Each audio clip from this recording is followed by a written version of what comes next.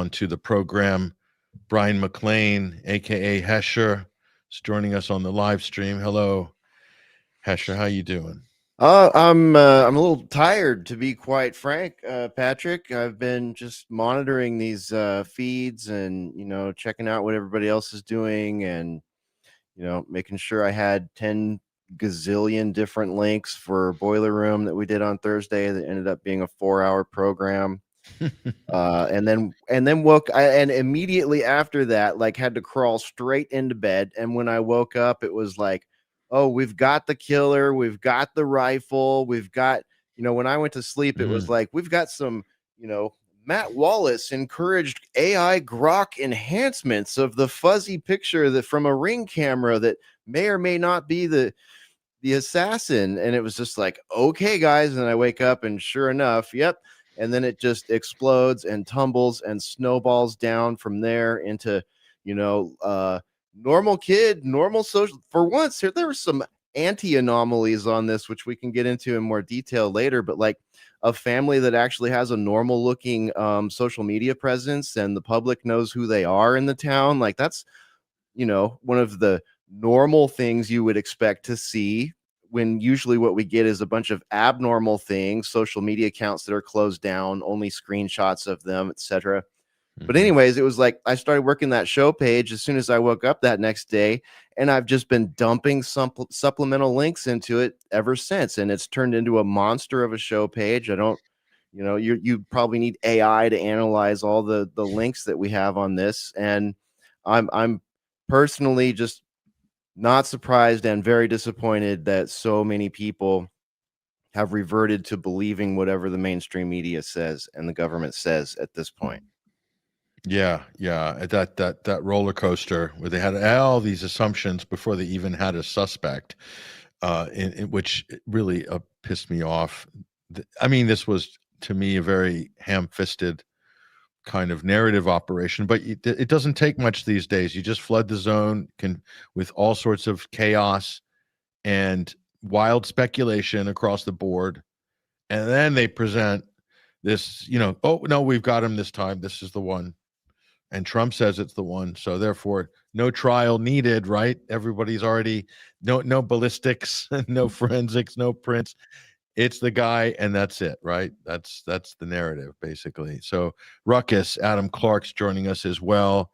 So Ruckus, Hesher's given us his initial reactions. Obviously, the Boiler Room tried to crunch this thing late in the week, and was then upended by this new shooter. But your first impressions and your thoughts now on the Charlie Kirk. Well, of course, I was there with Hesher for the 4-hour marathon on Thursday, but the day before, I was on with Sam Cheney for Weaponized News. And did we lose Patrick? I hope not. We might have. I guess we're hosting now. Regardless, so I sorry about that. I hit the eject button by accident. Go ahead. It happens. So yeah, so before the 4-hour post analysis that we did on Boiler Room, I was with Sam Cheney on Weaponized News for a couple hours, and we did the thing. But that morning on Wednesday, I had woken up, and first of all, I'd already missed an entire day because I thought it had been Tuesday. But I was already fuming very early on over the poor, bizarre, bad take reaction, like this isn't good kind of feel with the young lady who was stabbed in the throat, and all of the narratives that were starting to spin wildly out of control with that. And it was in that environment that the thing happened with Charlie. And my immediate reaction was I said a bad word. It was the F word, followed by "this isn't good." I said it out loud, and that was my initial reaction. And at the end of the day, ultimately, that's still my reaction. That no matter, we could sit here forever and analyze like every single freaking angle about it, but no matter how you slice it, the ultimate result, what this all means at the end of this isn't good. This is not good. Bad timing. I don't like the environment that this sort of thing took place in because of what was happening with X before this.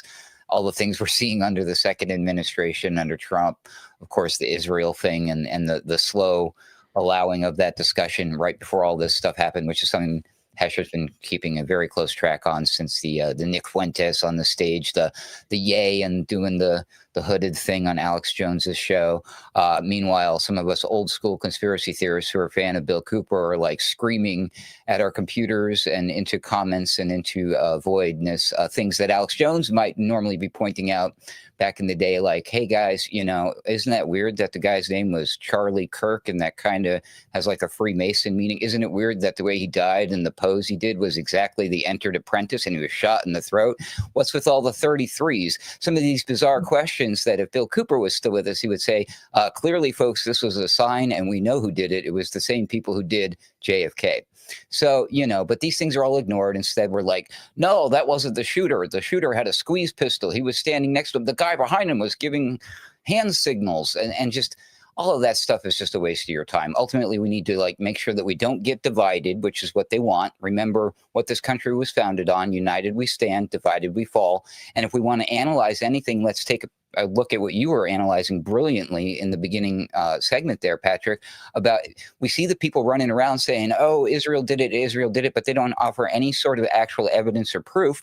Instead, they go with all these weird, shady things, assumptions, and conspiracy theories rather than examining what the man really did, what his connections were. Like, you broke it down like a true detective, true journalist, brilliant, and the world needs more people like you in times like this. I'm happy to be here, by the way. Thanks for having me.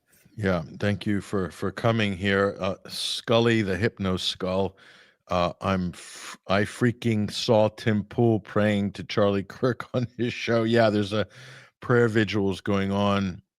I mean, someone said they wanted him to lie in state in the Capitol or at the White House or something, you know, the open casket or whatever. I mean, so it's the martyrdom of this, you know, fairly unremarkable political activist.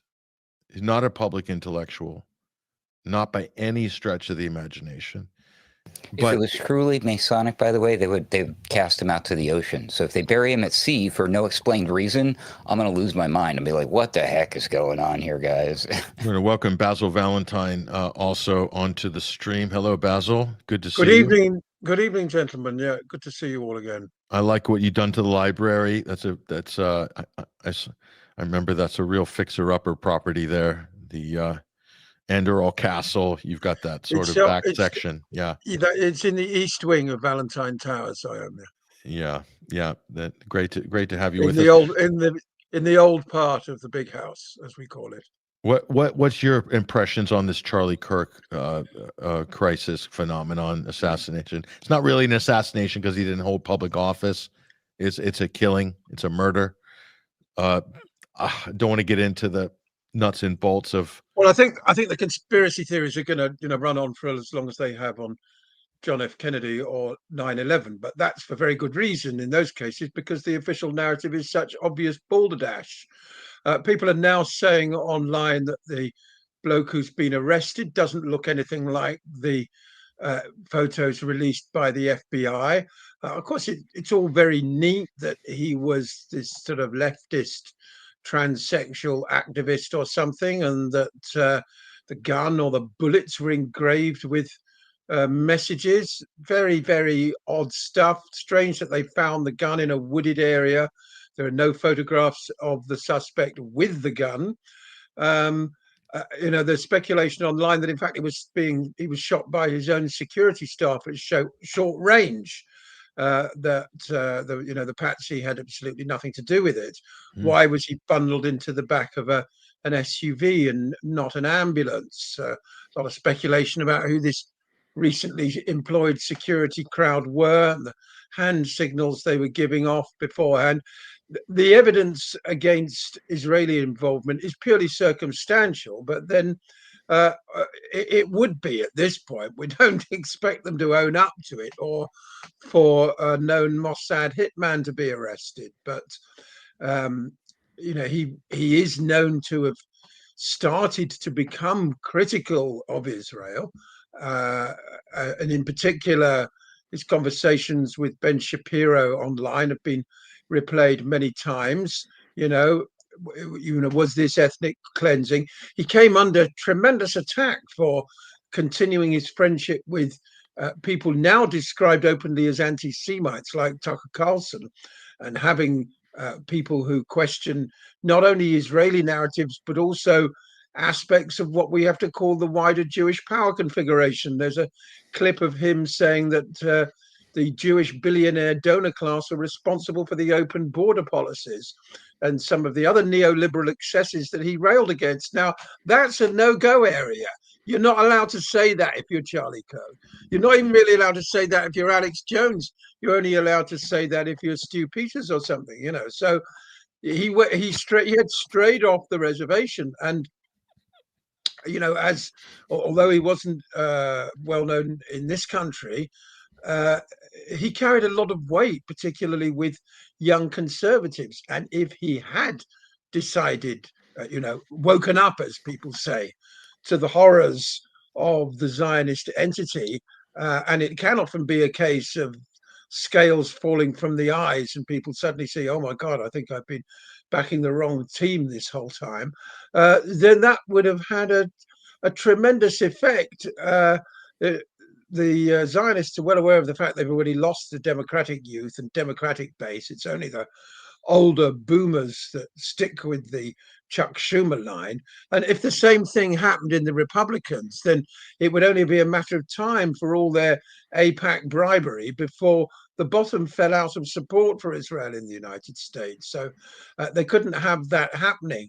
Now, as I say, we don't know the forensics of the whole thing yet. It'd be very interesting to see whether the bloke who's been arrested ever comes to trial. Normally, that's not allowed to happen. Or if it is, then it's some kind of show trial, like the Boston bombers.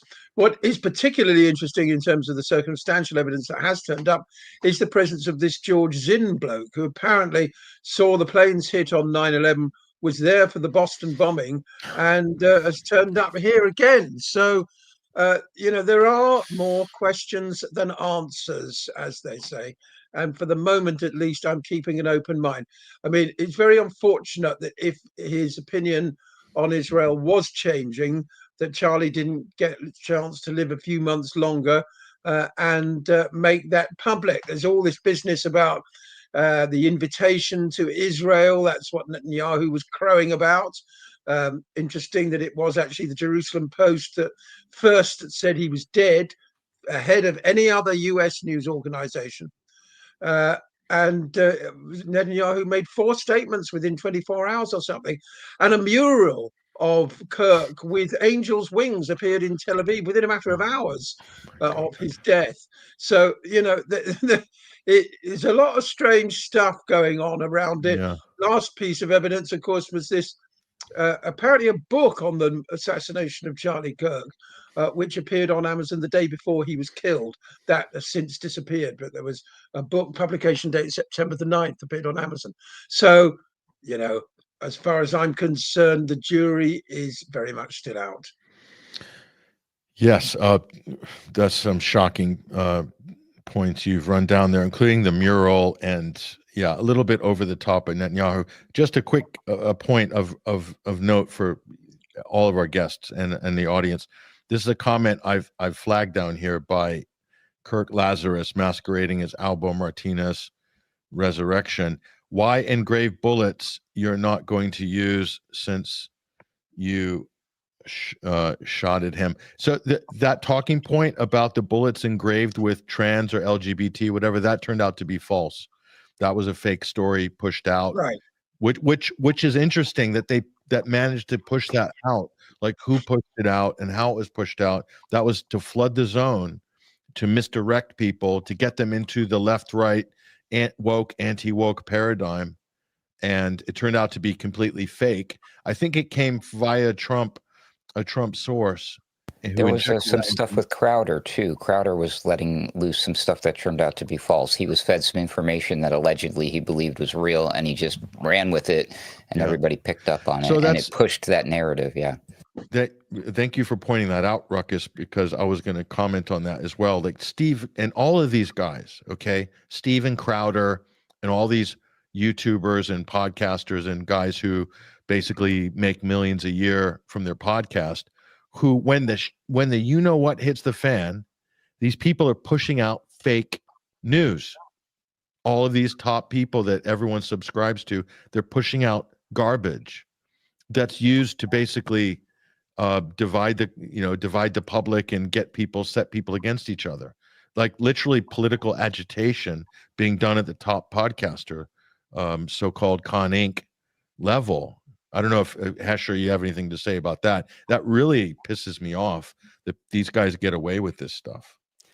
No, this is one of the biggest red flags that we have. The fact that there has already been some sort of program, some sort of strategy, some sort of narrative being woven around this for some time now. And I think back to the Tennessee school shoot up event, and just I don't know, man.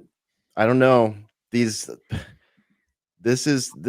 think that this narrative that we're being fed right now, and I mean that thing that Crowder did and put out, he was getting glad standed and shake handed all around the podcast circuit. You know what I mean? Megyn Kelly was on his show telling him how, ever since you're exclusive this morning and blah, blah, blah, and that's right around the time people stop paying attention, because you know what I mean? 48 hours into something like this is when most people are going to stop paying attention now. And this is something that we pointed out back after in October of 2017.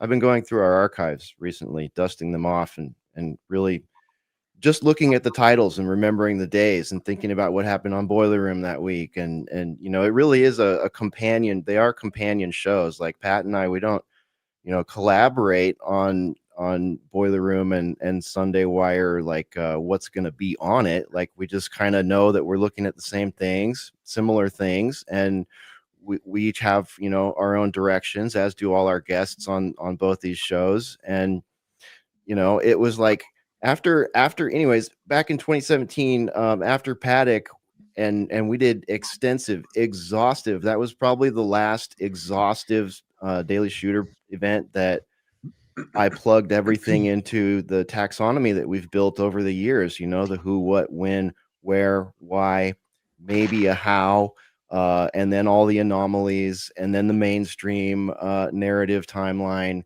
and then all the interviews that you could possibly capture, right? You just collect all this stuff. And after Las Vegas, it was like, holy crap, there's so much conspiracy candy, zone flooding happening here that I have to basically accept that, yeah, we kind of perfected the Daily Shooter analysis taxonomy, which I still am very proud of all of our work on that, but it's not going to work anymore. It's not going to mean anything, because these things are just getting more and more complicated. It's impossible as a citizen, and this is the most insidious part, it's impossible as a citizen to come up with your own analysis on these things. And the reason that it's impossible is because the federal government, federal law enforcement, local law enforcement, and whoever it is that hands the media, their allowable, Overton window talking point, yellow card, here's the yellow card wall. We're not going to pull you unless you go this far or start focusing on this and that and the other, is that we'll never know, because they redact everything. They don't make public the police reports. They don't make public the autopsies. They don't make public the and I'm not saying we should have all these things right after something happens. Personally, myself, as a constitutional American, if something like that happens, I would like to see local sheriffs, local law enforcement deal with it, have a proper investigation, have it, fed into the justice system. A jury of peers decide what's going to happen to that person, that potential violent criminal, if they're convicted, and then that's carried out. And then at that point, the record should be wide open. And the same could be said for 9/11. The same could be said for JFK, MLK, RFK, John Lennon. We could go down the list. Boston bombing, right? All the school incidents, Uvalde all of shooting. those things should be completely available, at least to journalists and concerned citizens via FOIA report. And none of it is. No, none of it is. None Nope. of it. You can't get it. You've tried, Pat. Mark Anderson has tried. We know many journalists who have tried. We've seen what they've been sent by the government or the law enforcement, if they're sent anything, 70 pages of redactions, all this stuff classified. And what's the public left to do? Make up their own story. Let me on that point, Hesher, the whole Sandy Hook farrago was because they didn't release anything for a year. And they wrapped it up and it made it into a federal case, even though it was a state case, turned it into a federal case and had it under the sort of national security envelope, buttoned up. And so what happened? Everyone started speculating, including Alex Jones. Okay. And then the speculation built up to the point where they had to start releasing stuff because they were under pressure. And they finally started releasing information, but not after like a long time, like 12 months or something. So, and then they get upset when everyone's conspiracy theorizing and speculating. Well, it's their own damn fault. Yes. Because they're not being transparent about it. And that goes for all of these high profile, provocative mass shooting or daily shooter style incidents or terror attacks, etc. It's the same thing. So, I mean, we have a problem, obviously, and we can't forget this comment by Ian Taff. Let's not forget Trump just renamed the Department of Defense to the Department of War. Okay, that also happened this week. I mean, so much has happened this week. They haven't spared anything for us, but yeah, those are important points you've made there as well. And also, I have to say there's all these annoying security experts. Have you seen them all over the news, you guys, on this? One of them is named Aaron Cohen, who I absolutely can't stand. He's Israeli. He's Fox's go-to guy. And I just have a couple of choice clips. I have to share this with you. Apologize for the recordings. They're literally camcorder off the plasma screen. So just because the stuff is running on the stream, on Fox and stuff like that, there's no other option. So here he is basically saying that the shooter got lucky, literally saying it's not a professional. He got lucky with a kill shot. And the second clip is even worse. But listen to this, you guys. Part of your whole gig, Aaron Cohen, is to profile him, to make sure that you know what's going on here. Could this guy be profiled? What's the next step for investigators looking at this? Well, so there's very good technical tools that have fallen into local law enforcement's lap. There's flock systems for cameras which allow license plates to be read. I'm sure that the Provo Police Department, who I recently spoke to about Gideon not long ago, Trace, we kicked him out an alert. I guaranteed them, and I actually made contact with them quietly to let them know that we were going to be ramping up the system for any additional attacks or copycat attacks out there, and shot that out to 20 more agencies who are on the pilot.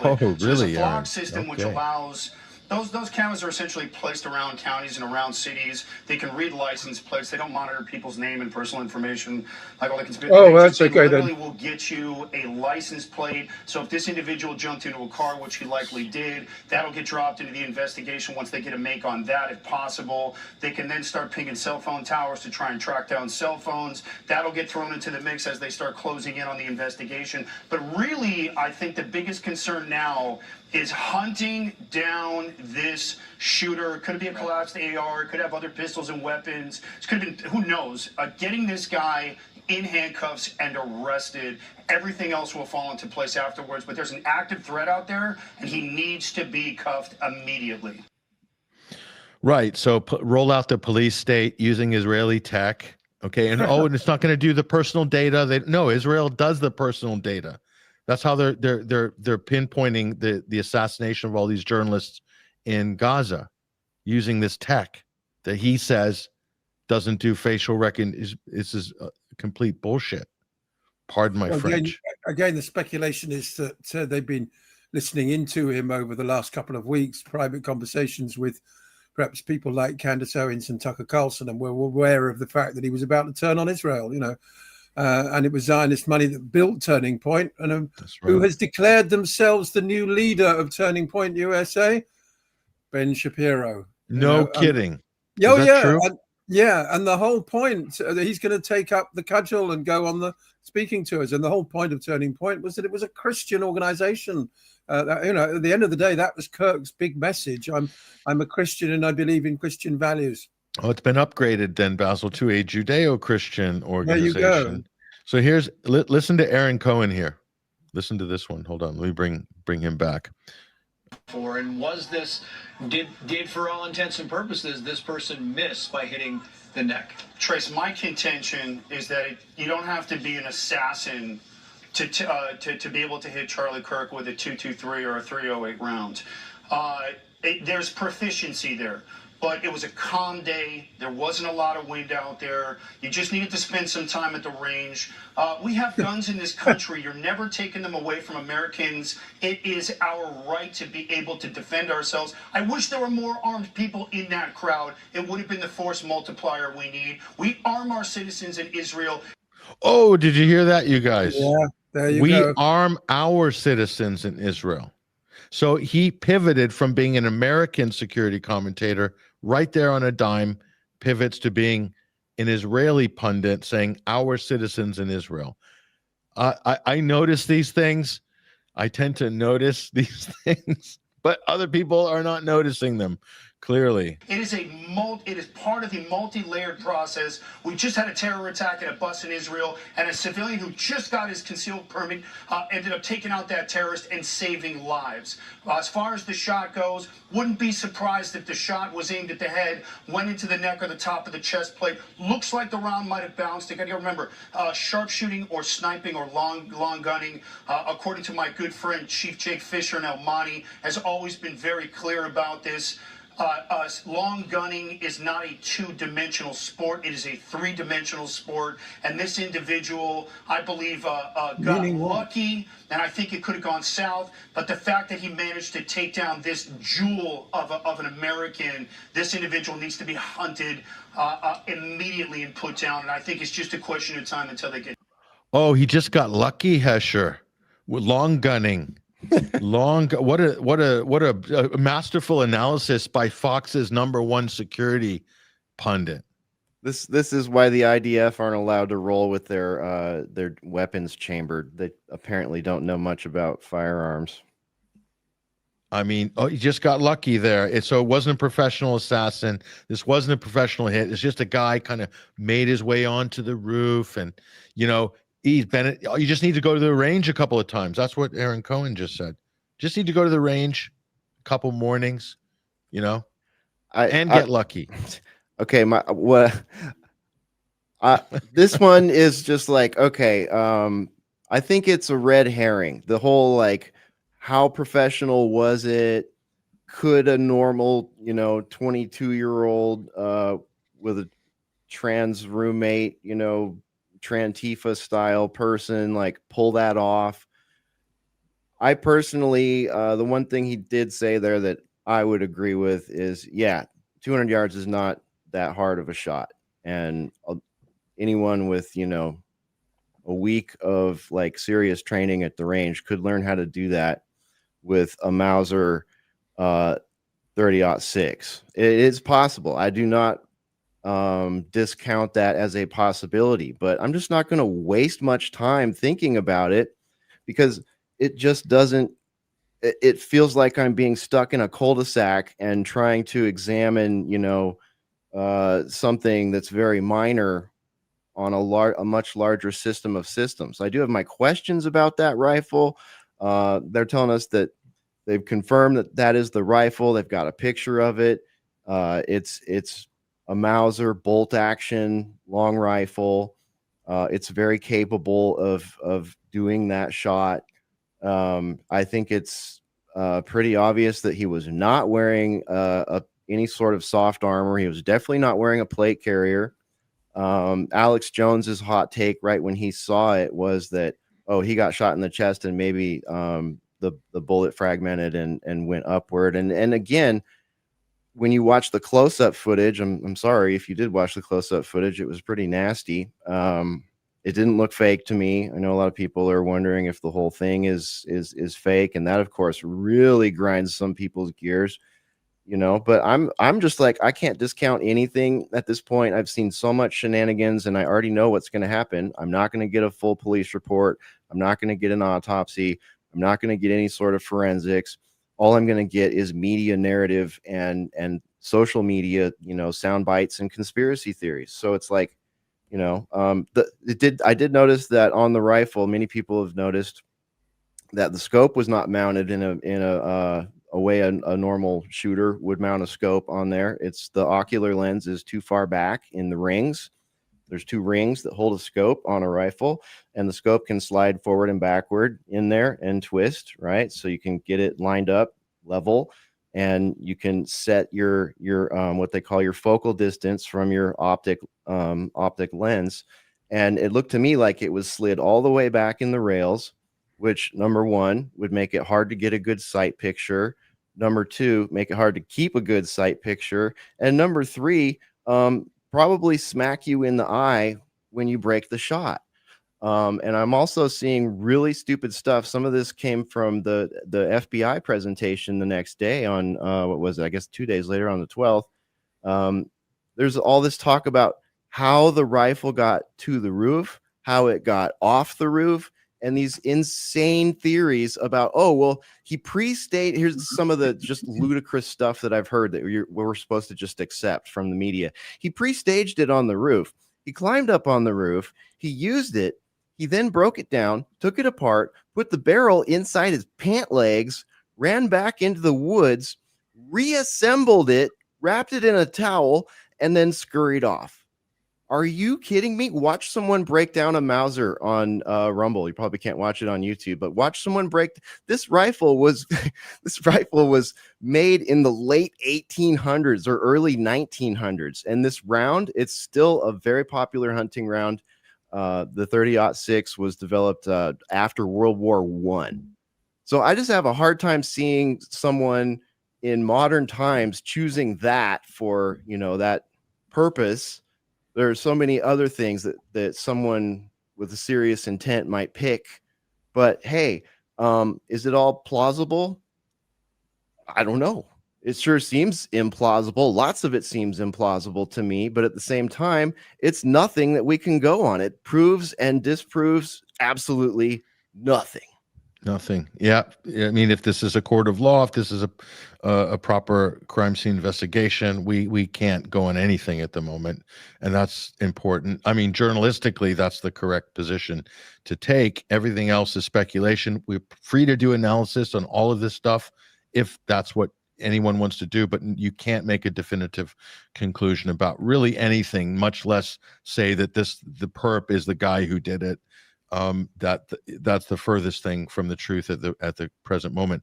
Did you guys catch Alex Jones's reaction to this straight out of the gates? And we're going to play this. And by the way, David Icke totally went for Alex, basically hardcore. And that was pretty surprising because usually you don't see that level of a rift in the independent media. Here's one of Alex's reactions to the Charlie Kirk killing. This is dangerous. This is a war. This is a war. This is a war. This is the war. This is dangerous. This is a war. This is a war. This is a war. He's basically saying we're at war with the left. I don't have the exact clip. There's so many of them floating online, but so he immediately framed it as, you know, this is sort of the left, the radical left here, and we're at war. Let me see if I've got this one here. I'm not sure. When I saw this happen and I got the report for Crowder from the ATF, it fit exactly in with what we saw 2 weeks ago in Minnesota and the rest of us. This is 8 pro-trans shooters, anti-fascist shooters, as they call it, because we're all Hitler, in a row. And we've got all these serial killer groups, you name it. This is their mentally ill army. Okay, guys, he just quoted Crowder and the ATF. That turned out to be fake, right? Am I wrong? That was the one. No, that was the one. Yeah. So Alex, with his mega audience, ran with that. And look what happened. So how many millions of people believe that there was trans things carved on the ammo? Millions. Tens of millions, probably, Tens of man. millions. And This is exactly the worst, piss poor journalism. I mean, these people, they don't care, actually, because all they do is just talk 24 hours a day, and then they'll just come and pivot and say, oh, maybe we got that wrong, like the next day. Meanwhile, the impression's been made on everybody politically. These people don't give a flying, you know what? If there's if people will end up getting killed, injured as a result of what some of these pundits are pushing, very divisive narratives that Civil War type narratives, when in fact the circumstantial evidence, the overwhelming circumstantial evidence is that this is a professional hit. And who does professional hits? What was the political, who benefits? Who would have had a problem with Kirk? Might it have been Israeli interests? I mean, it's a legitimate argument. But Alex won't make that argument. Will he? Basil, will Alex even go there? I doubt it. No, I mean, it is reminiscent of the JFK assassination, a public execution, and that's usually a demonstration of power, rather than sort of the old lone random gunman, which just inherently I'm very reluctant to buy. This was the very deliberate silencing of an important voice in the United States and a sort of reminder who's in charge, rather than, I think, the actions of the old lone nut. It's very, very rarely that it's the lone nut, but the lone nut is the easiest one to frame. Hesher, your thoughts on that? This whole thing is exactly kind of what I was alluding to when I was talking about Las Vegas. It's like, and every event we've seen since then, pretty much, there's like a daily shooter suspect for every confirmation bias identity politic you could possibly imagine now. And that became super obvious when the trans shooter became a thing. It was like, oh, okay. You can almost just smell the baton handoff between the different administrations when you see the narratives behind the daily shooter programs now. It's like, oh, these are, you know what I mean? Back in the day, they were clearly designed to demonize Arabs, Muslims, and right-wing extremists. And now they're being cast on every identity politic, every racial class, everything you could possibly think of. That's right. I mean, under the Biden administration, suddenly it was white supremacists, white nationalists that were the biggest threat. Yep. As you say, the baton has now been passed to, now that there's a Republican administration, to trans activists. Netanyahu's been conjuring up a new fabricated synthetic demon in this form of Islamo-Marxism. He's trying to, on American television, he's been trying to say that this guy and somehow the resistance in Gaza, for example, are linked. I mean, it's really, really bizarre stuff. But as usual, the attempt is through a tremendously traumatic act, worth bearing in mind the sort of trauma-based mind control aspects of this. He's trying to direct American minds in a particular way, with always one that serves his interests, and once again manages to start demonizing Palestinians as a result of this. Yeah, here's well, I don't know, we'll bring this up on screen again. Here's Alex Jones. I mean, we're not picking on Alex, but he is very high profile, and everything he puts out goes viral. Less than an hour ago, Charlie Kirk was out in Utah at a major university, thousands of people in attendance, and they say they have an older man in custody. You see Charlie shot. You see a big concussion. Maybe it's a bulletproof vest causing it. Perhaps the bullet then bounced off that one in his carotid artery, but there's blood just spewing everywhere. From what I saw, there are rumors online that he's dead. If he's not dead, it is a miracle. Pray for him and pray for his family. But I keep explaining, we're Okay. Let me go back to that. Hold on. with a sword in his hand of information war. Going out to all these places, having these great debates. People say, oh, he's not hardcore enough. He's there to get people to wake up, get a register to vote Republican. That was his role, and he was a champion, and Trump wouldn't have gotten reelected without him.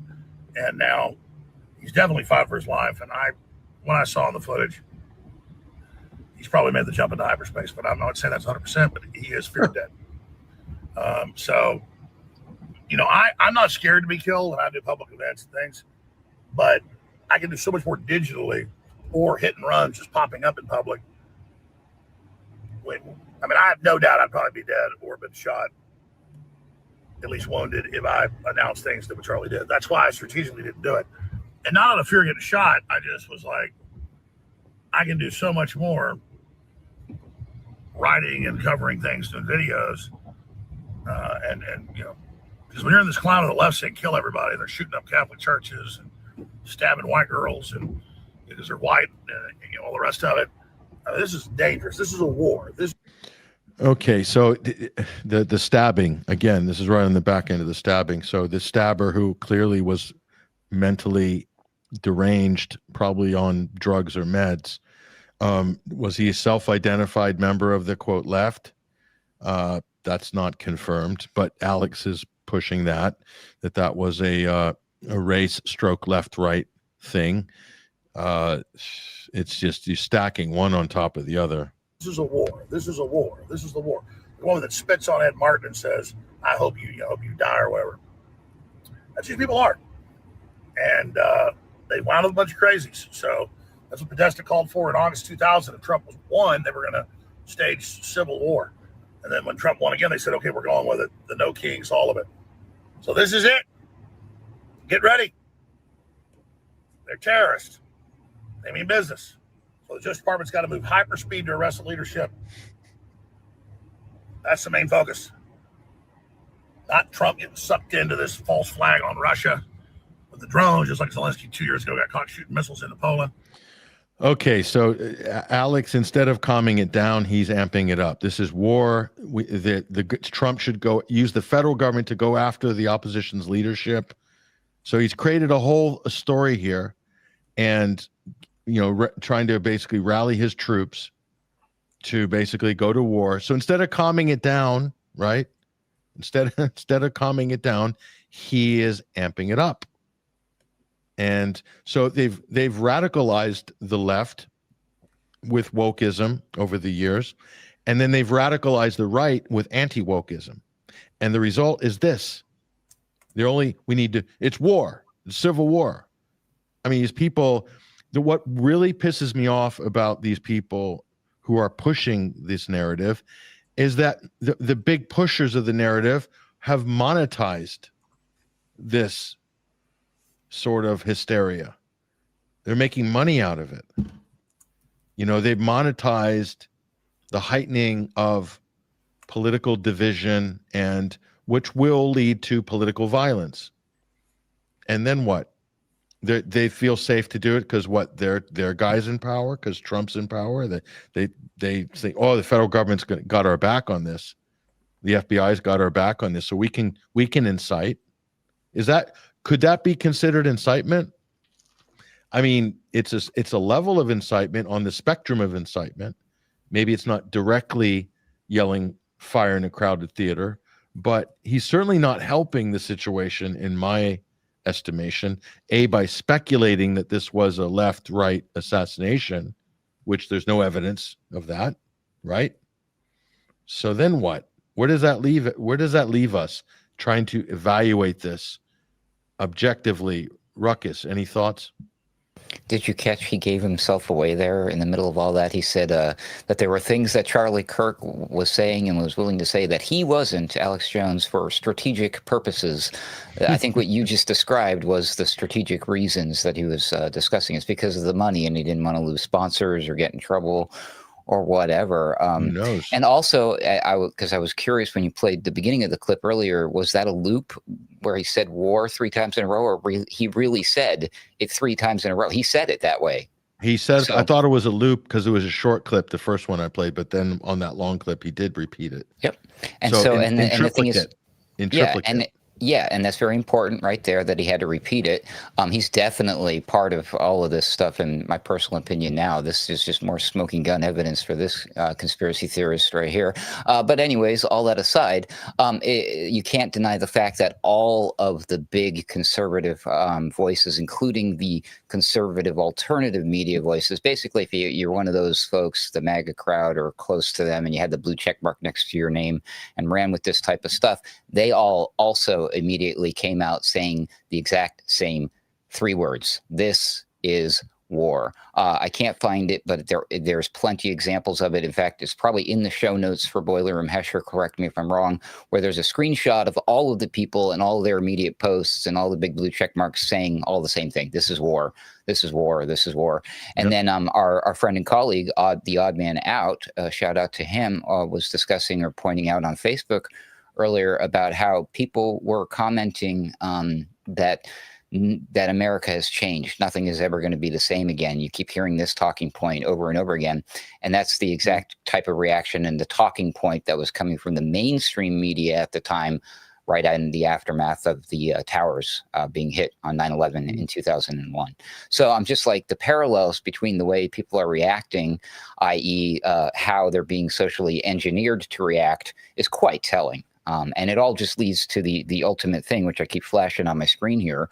The 1984, the discussion about how they changed the Department of War and all that. That's straight out of Big Brother. And then that guy running around promoting Gideon. I mean, come on. Again, straight out of 1984. It doesn't get any more Orwellian than all of this, does it, Patrick? No. Acapulco Elvis, B-52 diplomacy is what Ms. Lindsay Graham wants. Yeah, well taken, the point there, of course. Alex Jones, I mean, listen, when all your sponsors are, survival, firearms related, storable foods, and then you're using your platform to call for a civil war, or basically say this is war, this is war, this is war. There has to be a little bit of a problem with that, a big problem with that, in fact. And, pointing that out should not be controversial. I don't think if you consider yourself to be conservative or libertarian or Republican or whatever. I personally think a lot of this stuff is,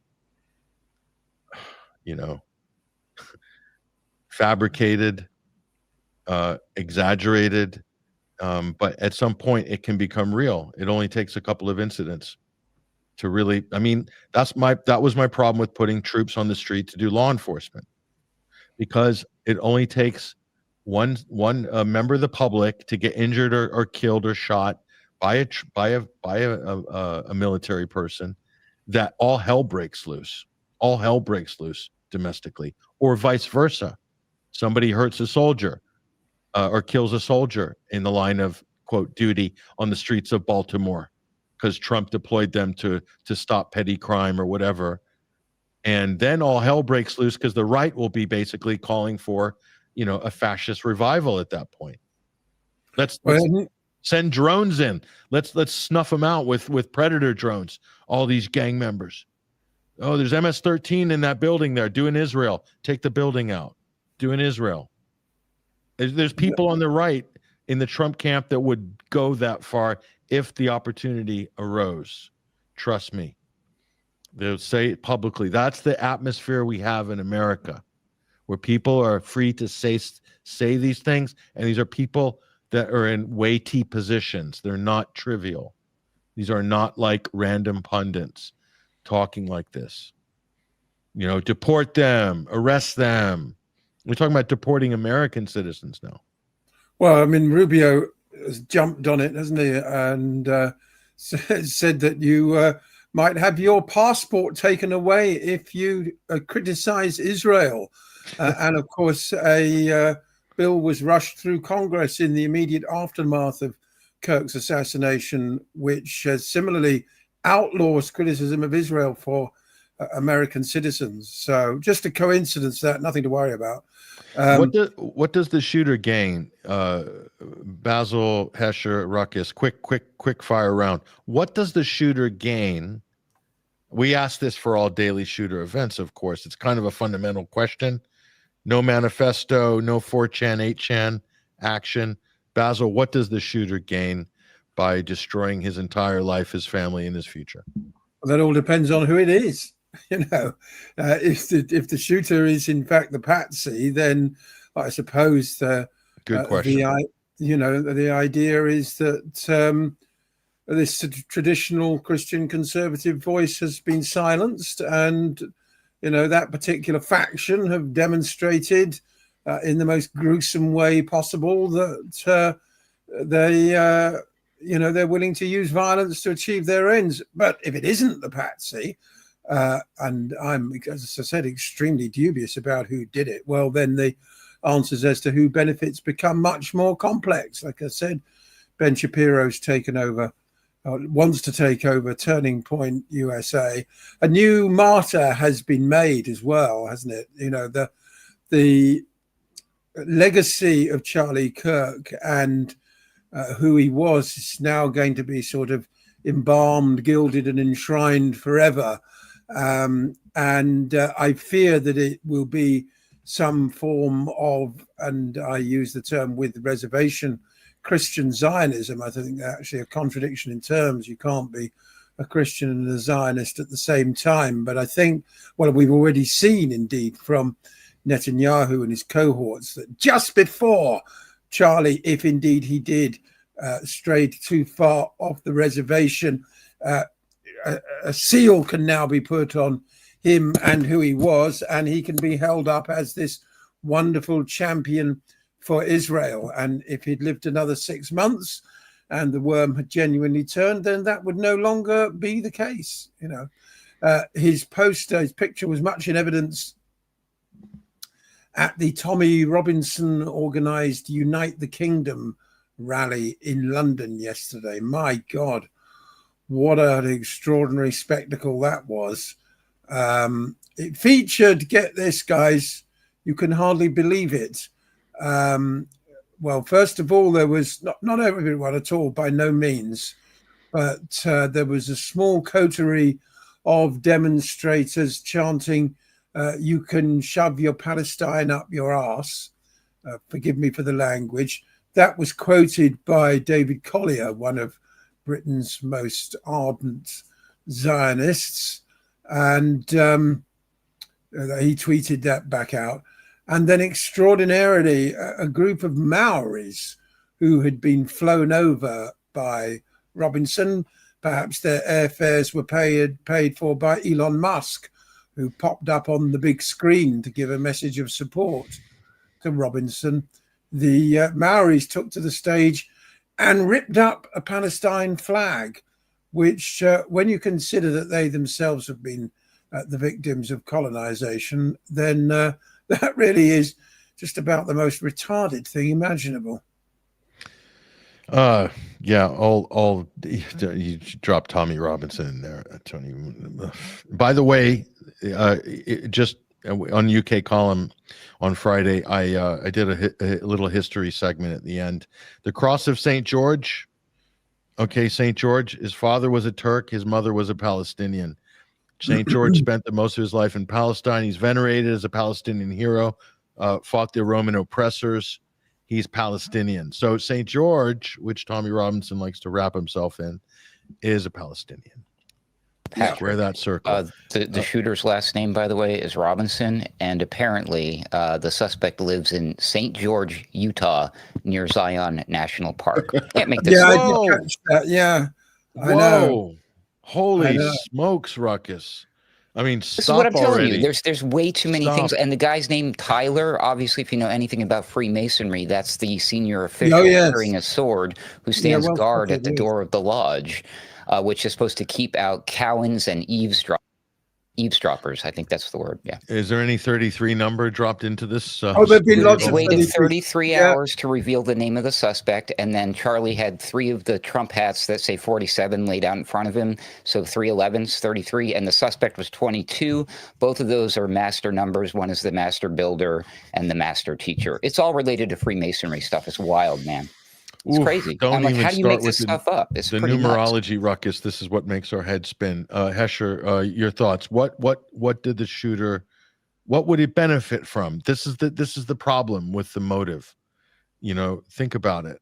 Besides what we think it is. Yeah. I mean, how you know, Well, I know Cynthia it's a no-brainer, but Cynthia asks a good question. What would the quote unquote shooter kid, why would the quote unquote shooter kid destroy his entire future? And, okay, let's just pretend for a second everything's above board with this narrative that we're given. And we do have a legal process go down.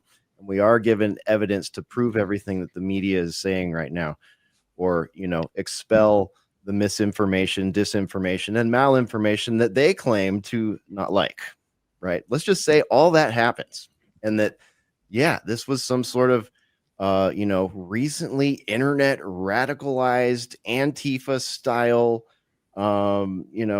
ally to the militant wing of the LGBTQIA. Did you like that? That was quite a word salad. I'm impressed with it myself. Let's just say all that is the fact, right? What does the person gain from it? Well, the person's a schizophrenic lunatic, probably on SSRIs and other drugs. And by the way, that would be something we would want to see disclosed in these reports too. The human toxicology on the person, the psychology write-up, the toxicology write-up, what medications were they on? Go to Able Child if you want to read more about that stuff. It's fascinating and something we've been talking about for over a decade now. So that person gains in their sick, twisted mind, they gain notoriety, they gain infamy in their community of people, if you will, and really nothing more than that. Or they also get the hero complex of the mass media telling them for the last 8 years that the people that he hates, is supposed to hate, are literally Hitler, literally Nazis, literally white supremacists. You know what I mean? So it's like in a sick, twisted mind like that, who's had an NPC media injected psychology, that's what they gain. If it's not that, and it's the other thing that we're afraid it is, what that person gains is a pat on the back, their paycheck, and knowing that they've done their part to do whatever it is that whoever employs them wants. And that effect, my friends, I think was illustrated by the whole Civil War comments. That's what this is pushing towards. This is about radicalizing people on the right, using culture war, perceived loss of the culture war, or, perceived loss of the country due to the effects of culture war, so that we'll be at each other's throats. And who is it that's going to fight this civil war? By the way, have you gone to the grocery store in America lately? I don't see a lot of people looking like they're going to be fighting in a civil war. So, do we really want to push this rhetoric? Because I think we all know and love a lot of people around us who are not capable to fight in a civil war, or even, have any concept of what that might entail.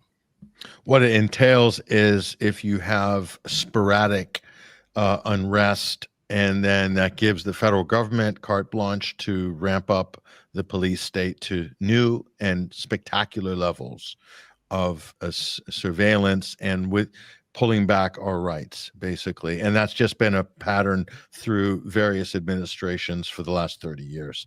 Ruckus, I see you nodding, and any other comments? 100%. I'm like, visualize in your head the Leonardo DiCaprio getting up out of his chair and pointing when Patrick said that right there. So there it is. Shapiro becomes new head of a conservative Christian organization. Wow. I mean, you couldn't make that up, right?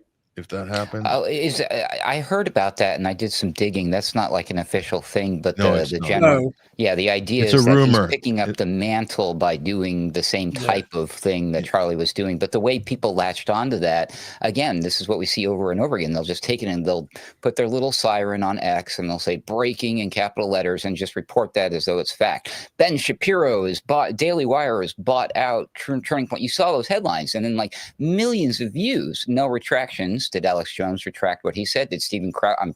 Actually, Stephen Crowder had to come out and retract something. To the right side, you should probably consider doing retractions because that's what the left is doing right now. And just in case they come back into power during the next administration or the one after that, you might be wishing that you had retracted some of the stuff you've been saying. But Stephen King has even been retracting some of the stuff he said in error. So it's always take the high ground and just don't even report on it until you know for a fact. And if you say something wrong, come out and say, oh my God, I'm so sorry, everybody. It's very important for you to know I was wrong and here's the truth. But who the F does that anymore, right? Yeah. And yeah, all good points, Ruckus. Of course, that's what we all should be doing that. And we do. And I can speak for everybody in this room right here, this virtual room. I think we do. And we have done for a very long time. And we will continue to into the future. Mormon Freemasonry, coupled with this comment, Utah was supposed to be the new Zion. He's talking to Ruckus there, and Ruckus pointed out a lot of the symbolism as well. As previous commenters said that there's an LDS branch of the CIA. That's true. That's very true. So there's that side of things. Utah being used for this incident, for this event. It's got a big tech area with the data center, right? What data centers? Yeah. Basil, go ahead. Well, I've just discovered that Tyler Robinson himself has pleaded not guilty and is refusing to cooperate with law enforcement. Talking head on Fox News said, but everyone around him is cooperating. What? I mean, if they've got him banged to rights, they've got the gun, they've got apparently his minister and his father who turned him in. What would be the point of him denying it at this point? Yeah. So not guilty plea. This is interesting. Reminds me of the Boston bomber case as well. That's just what a ridiculous circus that became. So yeah, I mean the engagement you guys today has been like way more than we normally get, and we've been getting a lot of comment engagement. It's literally uncontrollable the amount of comments coming in on YouTube and Rumble right now. I mean, we're into the thousands of comments. I mean, I've been watching the scroll go up and down, and I'm like getting seasick. So I'll attest to that. It's insane. So I want to say thank you to our viewers, our listeners on the different platforms for your engagement. We're trying to pick some of the best comments, obviously, and there's so many, so we literally can't show even all the best ones we can't show it. So we missed a few, so our apologies for that. And this one's interesting. Ian Taff, if the shooter kid is MK Ultra, his ambition is no doubt removed. Yeah, technically that might be the case. We can't write off these things, obviously, especially with what we know historically. So hey, real quick, does anyone have any updated information? Have we learned more about like any actual autopsy type information? Like, did the bullet enter his throat or did it go across it and slash it? On the ricochet, from the chest. He was wearing a bulletproof vest, and it might have ricocheted. I don't know about any of that. Hesher, have you heard anything or seen anything on that? No, I'm just curious why it is I'm seeing pictures of him in his casket, 36 hours from the event, and why I'm seeing non-law enforcement people like break in the crime area, in the crime scene. Like, what was that? Like taking Basil the camera mentioned, down right behind him. Mm-hmm. Yep, like Basil mentioned, the SUV. I mean, none of these things explain anything, but they all seem anomalous to me. Like, how does that happen? Like, what the hell's going on here?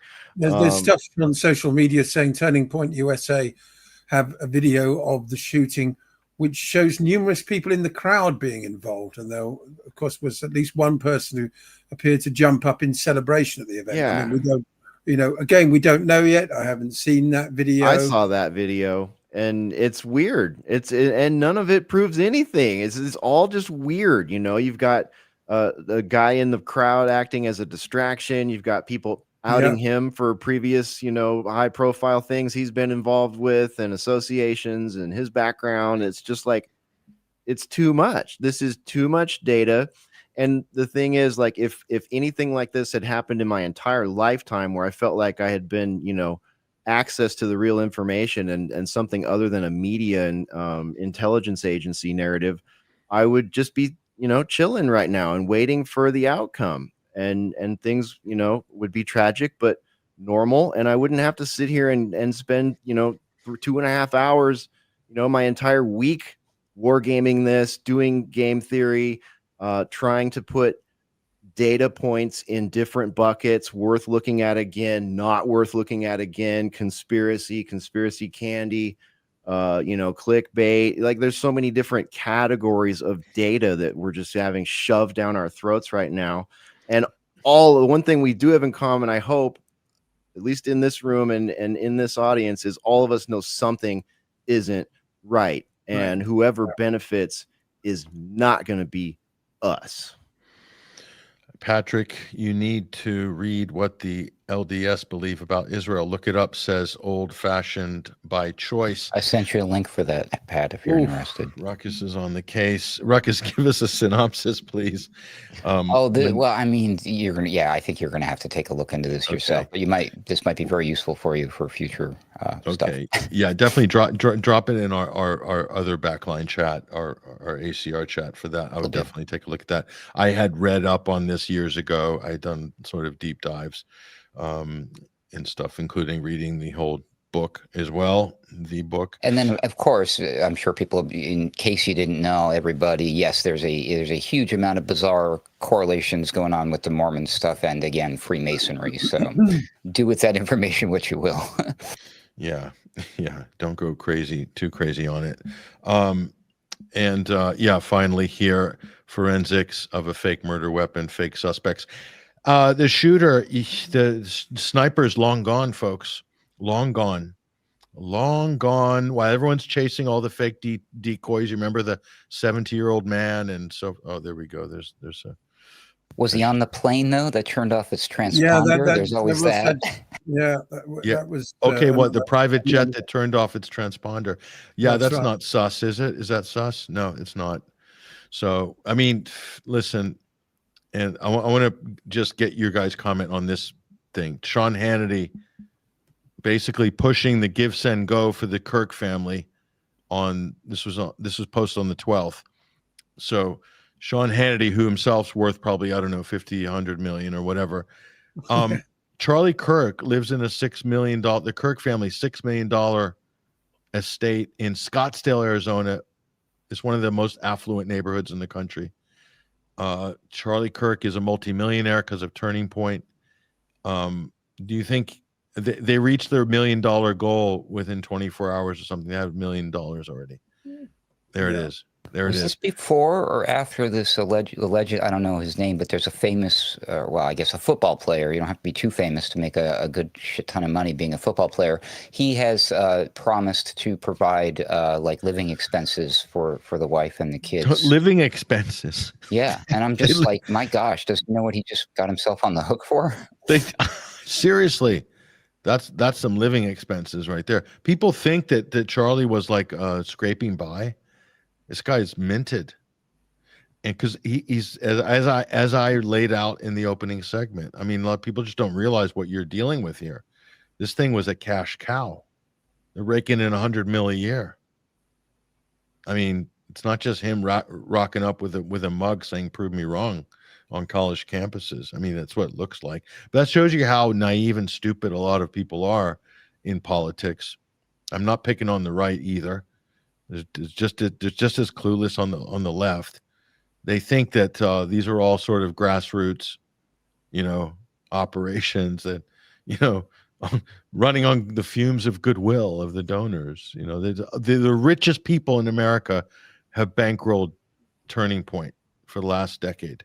The richest billionaires. So you go against the billionaire class, if even a little bit, it can have repercussions. I'm not saying I know that that's the case, or that's why this happened to Charlie Kirk, but it's at some point, you have to understand that's what you're dealing with there. He's not a journalist. Some people are calling him a journalist. Oh, a journalist has been gunned down. He's not. He's a political activist. He's an advocate who does journalistic things, like has podcasts. He's not a journalist. Trust me on that. Not even close. But it just we're living in the times where nothing means anything to anybody. It's in terms of having any kind of analytical conversation about some of this stuff.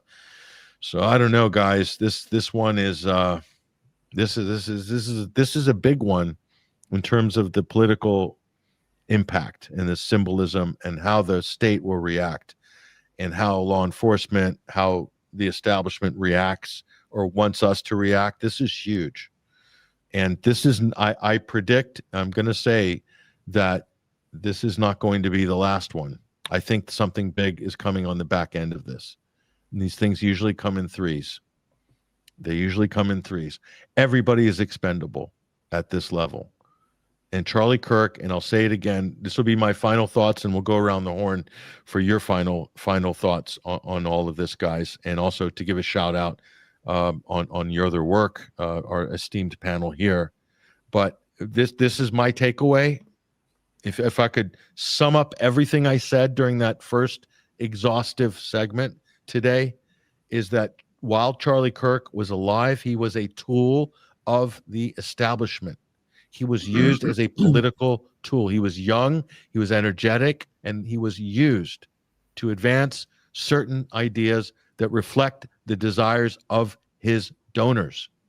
And in death, he will continue to be used as a political tool, and this event will be used as a political set piece. To what end? We have speculated today some of those ends, and I think still there's more will be revealed, and this might not be the last such event at a very, very high level in the United States as well. Okay, so that's where I'm at on this, guys. And by the way, we were just toggling against the George Galloway show on X for the #1 live podcast, at least the ones that I follow, at around 6,000 on the live stream. So that's pretty good, considering we've been off for 2 weeks. That's another story. Round the horn and away we go. Hesher, go ahead. Well, quickly with regard to the private plane, there's an article up at People Magazine, which is put in the supplemental links on this week's Boiler Room show page at alternatecurrentradio.com. They are saying that the owner of the plane at this conspiracy theory has spoken out as of a couple days ago. They say Derek Maxfield, the CEO of an online marketing company, says his family was unfairly impacted by inaccurate and false theories regarding his company's plane. He says everything's above board here. He says how many, crew he had, how many passengers he had, when he took off, when they turned the responder off. And he claims that the FAA was in communication with them, and this is something they often do when they're flying. So, was it 33? Yeah, really. But there are other people that are looking, still digging on this one and looking into Derek Maxfield and his company and their connections and all that. So this isn't gone, but just beware, if that's one of your first points of interest, that there is a counterpoint circulating right now, and that's now, ashes in the drain of all of this stuff. As far as what we got going, we had our Boiler Room on Thursday night. It's about a 4-hour broadcast. This was before the shooter was confirmed by the federal FBI, which we saw the next day. And that's a very interesting, by the way, there's the show page right there. Charlie Kirk's Murder. They got us right where they want us, at each other's throats. It's available on all the video podcasting platforms right now, and the audio podcast is forthcoming. So please go check that show out. Join us on Thursdays for Boiler Room. I'm certain this Thursdays we'll just have another torrent of information in the wake of all this. And yeah, I'm afraid they do have us right where they want us, at each other's throats here. And that's what we really need to be wary of. You know, it's sickening to me that people are calling for civil war instead of calling for disclosure, truth, de-escalation, stopping genocides, stopping wars, asking why their country is changing their Department of Defense to the Department of War at a time like this with all these things going on. You know, start trying to, you don't want to be at odds with your neighbors because these people aren't going to stop. They're going to manufacture whatever it is they're trying to manufacture, and your neighbors need to be your community at that point when that happens. And if we're all just suspicious of each other and cyber stalking your neighbors' Facebooks to see what political party they might be part of or what their analysis of Charlie Kirk's murder is, then you know we're already lost. And I'm afraid the polarization and the fracturization over the culture wars and everything we've seen may have us too far gone at this point to come back together. So I hope I'm wrong, but like Ruckus said, this is bad. Yeah, I hope you're wrong too, but I'm extremely concerned. And a lot of people are asking, how does Ruckus know all the Freemasonic hand signals? And then the comments are blowing up because when I posted that, Ruckus then walked away out of view of the camera, which caused another wave of comments. There we are. Richardson's Monitor Freemason. So you've got the book. I have the book, but that doesn't mean I'm one of them. It doesn't mean you have the box of tricks in the closet. Pick up a copy of this, but this is very, it's very useful. And in there is that same symbolic pose that unfortunately Mr. Kirk took as he was passing. Again, just very strange stuff. I get to practice what I preach now about corrections. I need to make a correction about the football player making the donation to Charlie Kirk's family. This is actually one of those classic fake news stories that other people picked up and ran with, which is why I had seen it, but I didn't do a deep dive. That's why I was curious about it. But they took the same story and named multiple different football players: Jalen Hurts, Josh Allen, Travis Kelce, or Aaron Rodgers.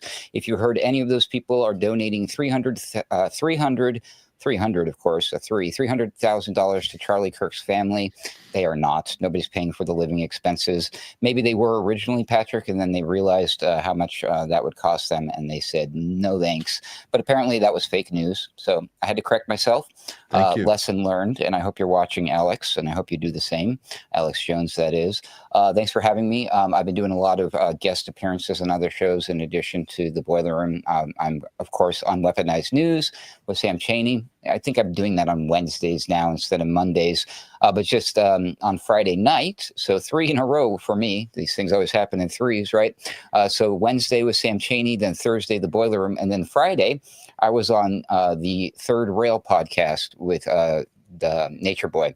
And I was alongside a bunch of great folks, including Steve Poikonen, Mr. Charles, he calls himself, but he's 3 eyes and 3 ears on X, Ray from Down Under, and of course, some folks from the New Prisoners and the AM Wake Up crew. So that was a good time, but you'll be able to find that on their Rumble channel or up at Alternate Current Radio under the moniker of Roundabout Ruckus.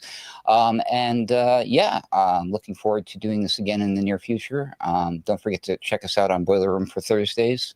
And find my stuff right there. Thanks, Patrick, the Daily Ruckus and all that at alternatecurrentradio.com. And I hope everyone just remembers to just keep a cool head. Don't run with any information unless you can prove it for yourself, which is what Bill Cooper taught us. And of course, Bill Cooper also reminded us, he used to close his show every day by saying the thing that I like to say, which is, God bless each and every one of you, and may God save this republic. And I'll leave it at that. Very good, positive note. Thank you very much, Ruckus, and thank you for your self-fact-checking on that. That's good journalistic bona fides, much appreciated. And that's what others should be doing. And you did it on the fly, which is even better. within the same segment. So there's no question. So no disinformation is going to seep out of there. Oh, but Ruckus said no, and it wasn't Patrick Mahomes either. So Basil, go ahead. Your final thoughts and projects that you're working on. Where can people find you?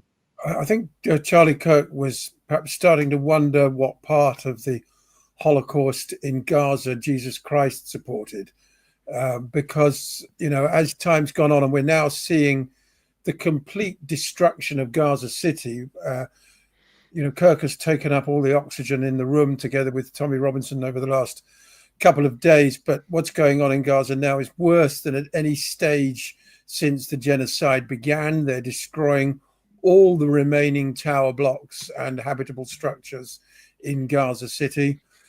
People are being bombed in tents on the beach. Just because it's not in our headlines every day doesn't mean that the suffering there or the numbers being killed are any less. It's an absolutely apocalyptic scene.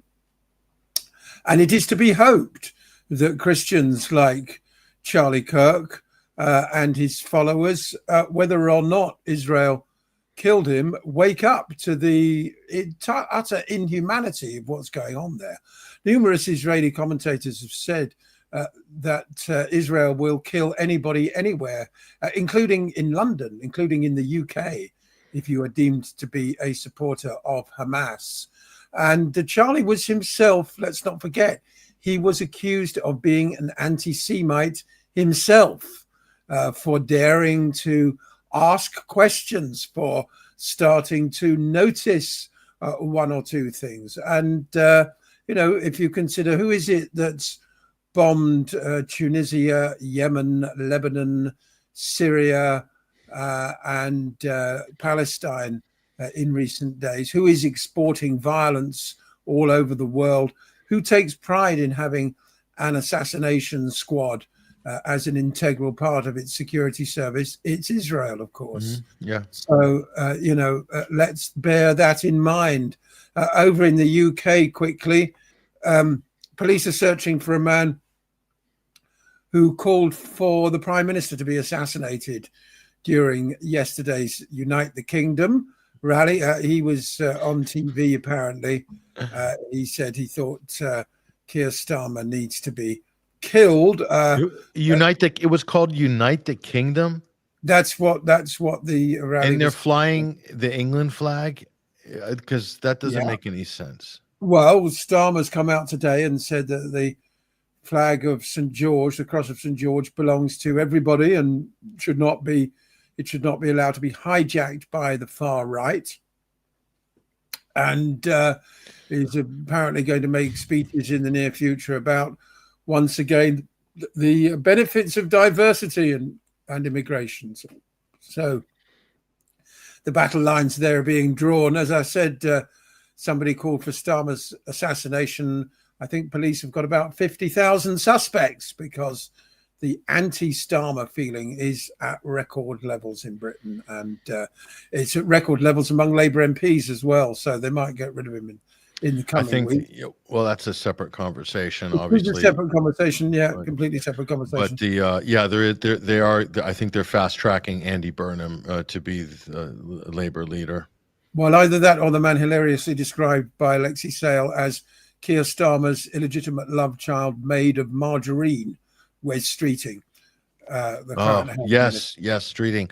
Or David Lammy. Well, I think Lammy's brand is tarnished, not least because he's going to end up in The Hague, but he made a complete fool of himself as Foreign Secretary on a regular basis. Of course, last week in Britain, we had the genocide monster Isaac Herzog here. Quite a big ruction around that.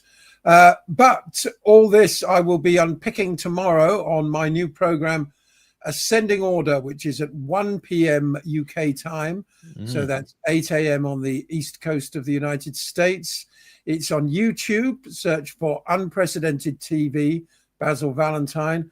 And we also stream it out on X at Unprecedented TV. So do give us a follow there.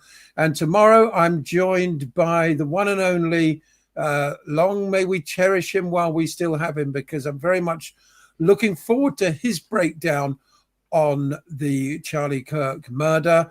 I'm talking about the world's foremost expert on the JFK assassination, Professor James Fetzer, Emeritus Professor of the Philosophy of Science at the University of Minnesota Duluth. He'll be joining me at 1:30 UK time tomorrow, and we're going to be breaking down the parallels between the Kirk assassination and JFK.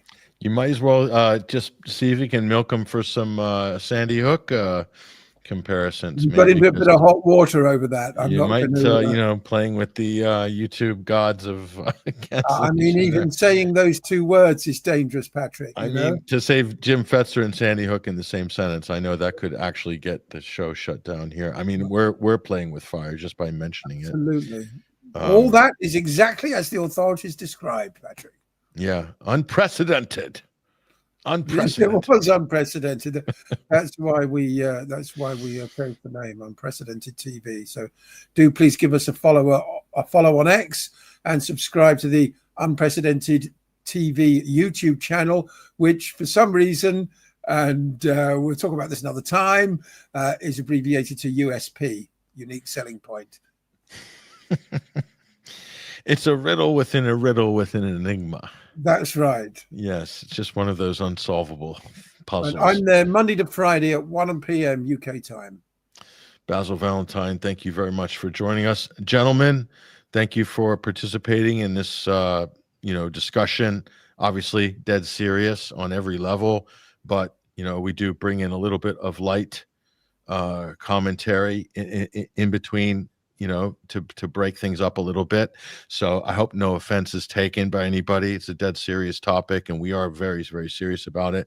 If you see our other reporting on other programs and on our other outlets, we do take it extremely seriously, and but this is the Sunday Wire, so we have special privileges and latitudes which we extend to each other when we're together dealing with these very, very difficult topics. So those of you who follow us and watch us regularly, you know exactly what we're talking about. Thank you to everybody for tuning in. Thank you to our wonderful guests as well. Thank you guys, and also everybody in the comment threads. I think this is probably a record in terms of comments. There's no way I can do the analytics and count them, but there's a lot. And so thank you guys for the engagement. We really appreciate it. Share our YouTube streams, our episodes, our shorts as much as you can on social media. Get people to like and subscribe. Like and subscribe. It's the only way we can punch through this algorithmic prison that YouTube has basically kept us in for a very long time, over a decade. And so we will get out eventually. I don't know how, but Basil's laughing in the background.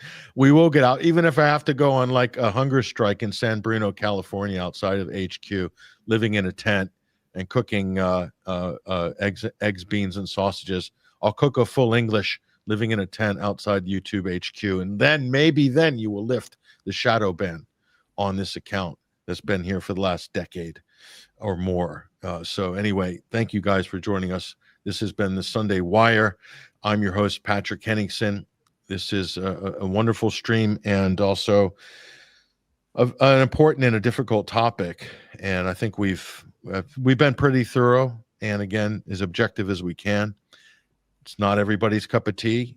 I don't expect everybody to like everything that was said or presented on this program, but we hope that you appreciate the fact that we are being honest, objective, and telling it like it is. This is real politics. There's no reason to shy away from it.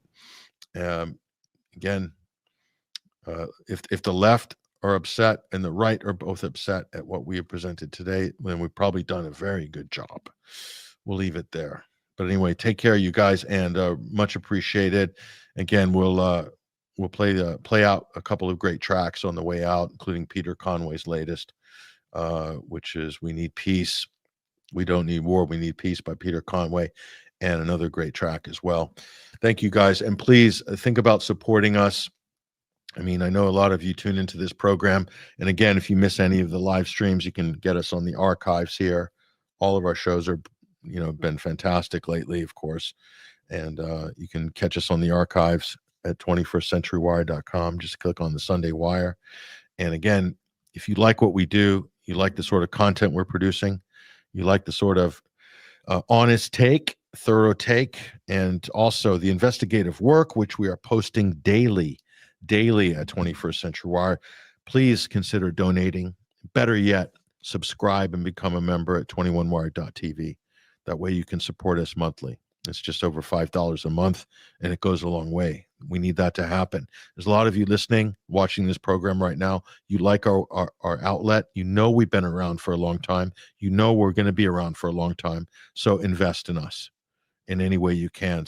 Give us a donation and subscribe to 21wire.tv. We take every imaginable form of payment as well. If you want to do it anonymously with crypto, go ahead. You can do it that way too. But we really appreciate it. We need your help. We need your support. We're doing journalism here. We are keeping you informed, and we will continue to do so. The stories are getting tougher. They're getting more important, and we're going to be there right on the cusp of it, as we always have. So you know what you're getting with 21st Century Wire. Support us, please. We need your help now more than ever. So thank you guys. Those of you who have supported us, thank you very much. That's all we've got time for, ladies and gentlemen. Thank you very much. Again, great guests, great commentary, great analysis. Don't know what to say. I really appreciate the team we have and also our audience. You guys are spot on your comments. Thank you very much, everyone who participated, and especially in our 21st Century Wire chat room. Sorry I haven't been able to interact with you guys during the live stream, but we will work on that in the future. Take care. All the best.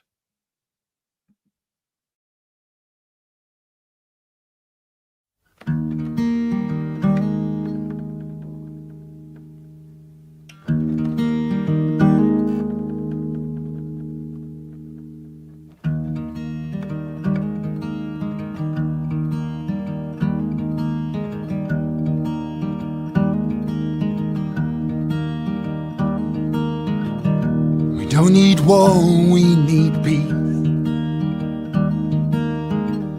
We need to find a release from the ties that bind our minds, from the constraints that rule our lives. Politics has failed again. Power's in the hands of dangerous men, with their fury and their rage, and minds bent with fear, greed and hate. They're dropping bombs again.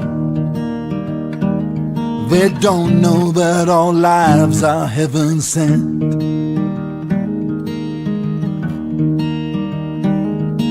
It's time to stop the genocide, the warmongering in our times. Now is the time. It's time for us to visualize a world where peace will shine. Now is the time. Now is the time.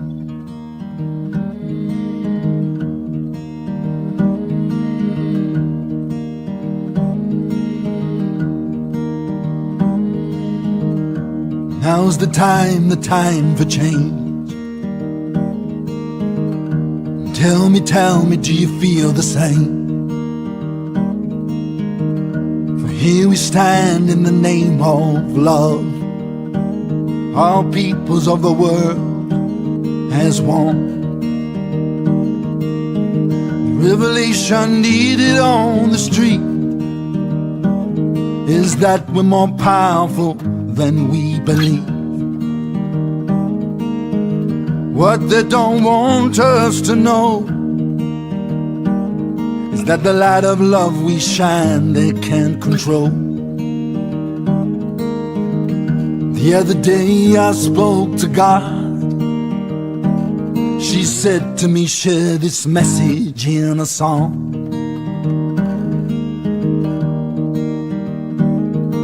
It's time to stop the genocide, the warmongering in our times. Now is the time.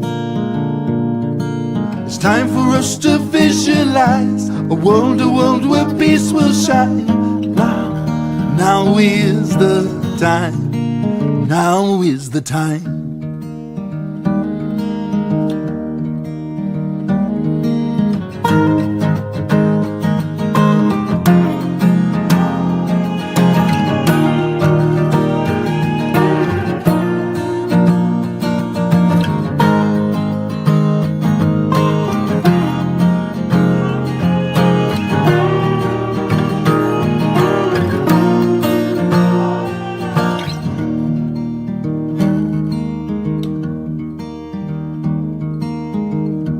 Don't need war, we need peace.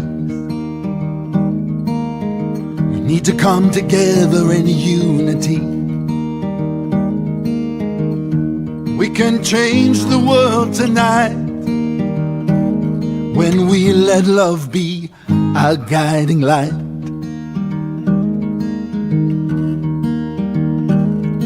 It's time to stop the genocide, the warmongering in our times now. Now is the time. It's time for us to visualize a world where peace will shine now. Now is the time. It's time to heal dividing lines for the sake of humankind now. Now is the time. It's time for us to realize we're all one in God's mind now. Now is the time. Now is the time.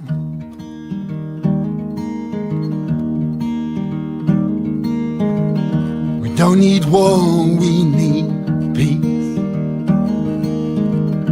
We don't need war, we need peace. We don't need war, we need peace.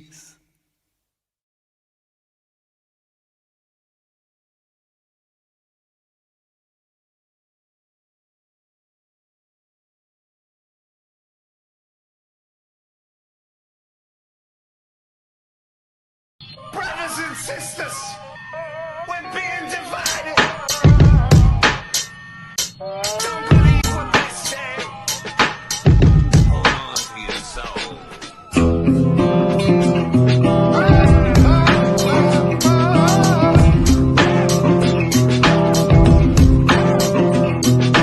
Everyone divided in an echo chamber hole, saying that the enemy doesn't have a soul.